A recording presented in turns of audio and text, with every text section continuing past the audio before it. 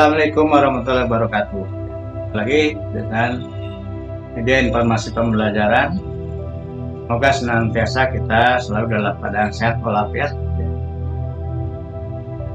Kali ini saya akan mencoba sharing khususnya tentang beberapa informasi terkait dengan pelaksanaan penerimaan peserta didik baru atau PPDB, khususnya untuk tahun pelajaran 2022-2023, khusus untuk jenjang SMA. Ini tentunya dasar hukumnya yang pertama ini berdasar dari surat edaran Sesjen Kemdik Riset dan Teknologi tanggal 25 Januari tahun 2022 nomornya sekian. Jadi pada intinya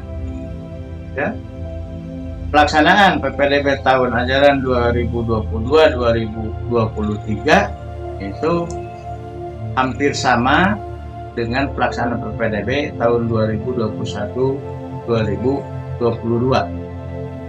Kemudian juga dasar hukum yang kedua tentunya ini berdasarkan untuk bahan sosialisasi, walaupun kita masih menunggu untuk juknis dari PPDB khusus dari Provinsi Jawa Barat, tapi ini mudah-mudahan sebagai bahan sosialisasi awal dapat disampaikan kepada calon peserta didik untuk tingkat SMA khususnya.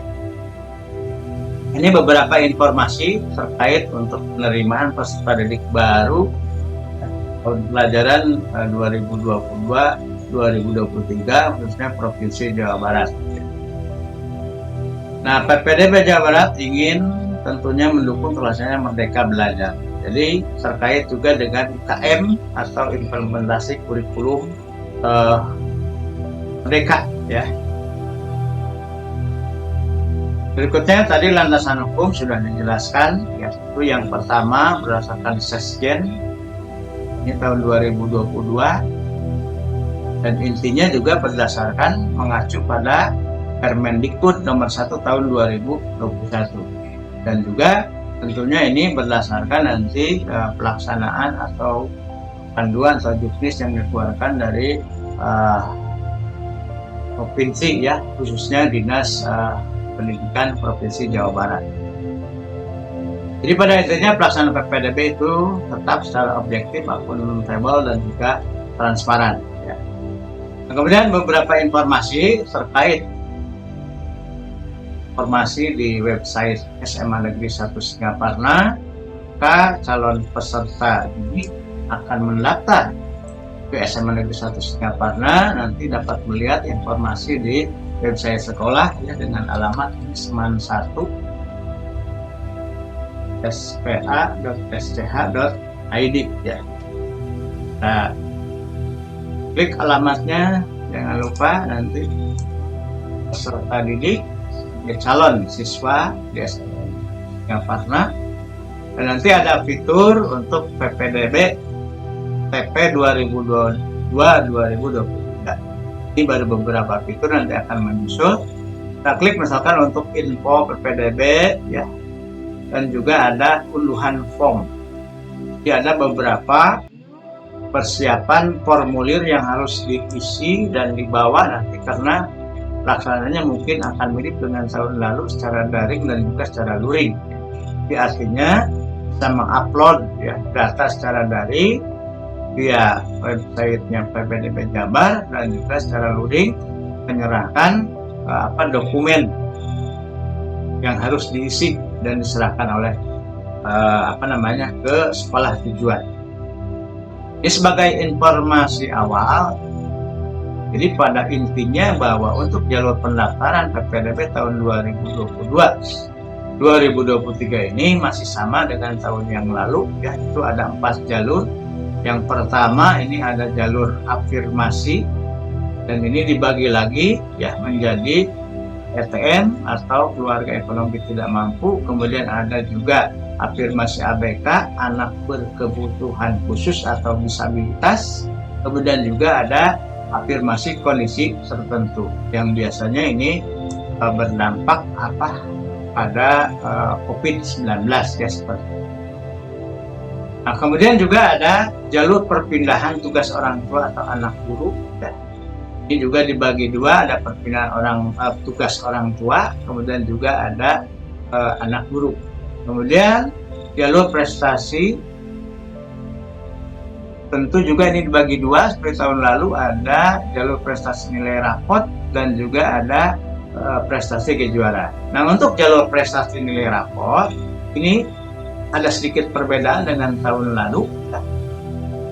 Kalau tahun lalu menggunakan rumus kalibrasi, dan nanti akan dijelaskan untuk pada seleksi ya untuk jalur prestasi rapot pada video berikut. Dan yang keempat itu ada jalur zonasi.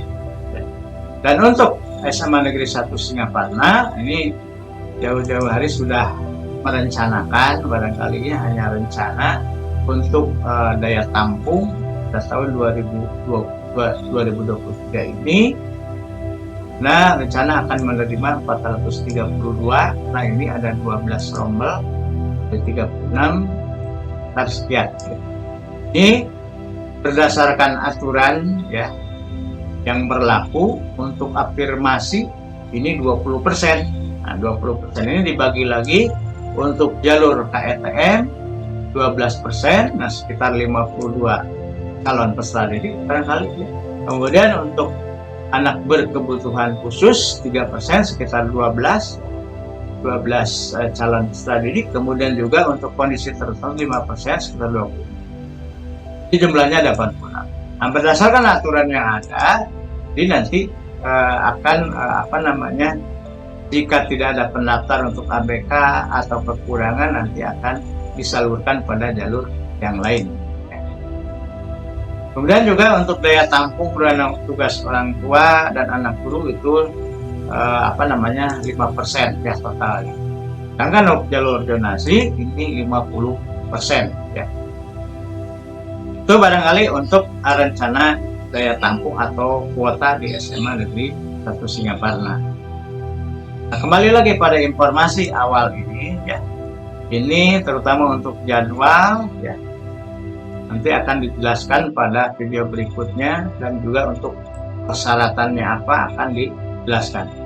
Nah, yang terpenting ini ya, akan dijelaskan tentang mengunduh format atau formulir ya. Ini sebagai contoh ini.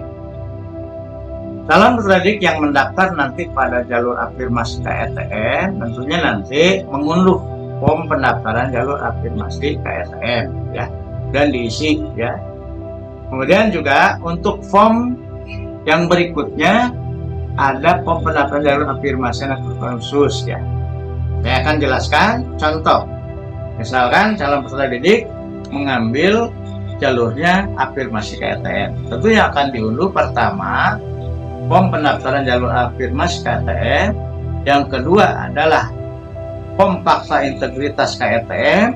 Yang ketiga form SPTJM ini ya.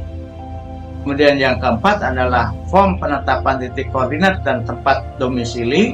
Kemudian yang kelima form verifikasi dokumen PPDB, dan yang keenam itu form angket peminasan. Ini jika sekolah memang nanti ada perubahan ya, akan menerapkan IKM tentunya untuk angket peminasan yang tidak berlaku bagi kelas 10 ini. Dan contoh yang kedua, misalnya calon peserta didik itu memilih jalur afirmasi untuk kondisi tertentu. Berarti nanti pertama mendownload ini ya, mengunduh form pendaftaran jalur afirmasi kondisi tertentu. Kemudian juga ada form SPTJM, kemudian form penetapan titik koordinat dan tempat domisili, kemudian form verifikasi dokumen PPDB, dan form angket peminasan. Nah, nanti untuk dokumen-dokumen yang harus dilengkapi ada pada form verifikasi dokumen PPDB ya, itu lebih lengkapnya di situ. Dan demikian barangkali untuk informasi awal terkait pelaksanaan PPDB ya tahun pelajaran 2022-2023. Terima kasih, semoga bermanfaat. Assalamualaikum warahmatullahi wabarakatuh.